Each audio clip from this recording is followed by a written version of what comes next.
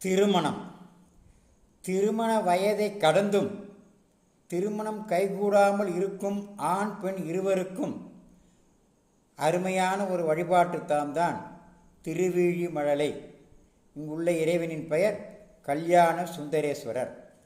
உங்கள் ஜென்ம நட்சத்திர நாள் அல்லது உங்கள் ஜாதகத்தில் சுக்கிரன் நின்ற நாள் அன்றைய தினம் இந்த கோவிலுக்கு ஒரு முறை சென்று வழிபட்டு வந்தால் திருமணத்தடை நீங்கி விரைவில் திருமணம் நடைபெறும்.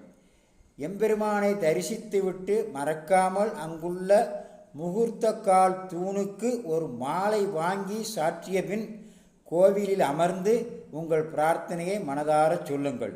இது மிகவும் முக்கியம். சிவபெருமானுக்கு திருமணம் நடந்த பொழுது அங்கே முகூர்த்த கால் நட்டார்கள் தெரியுமா? யார் நட்டது? நாளை பகுதியில் பார்க்கலாம்.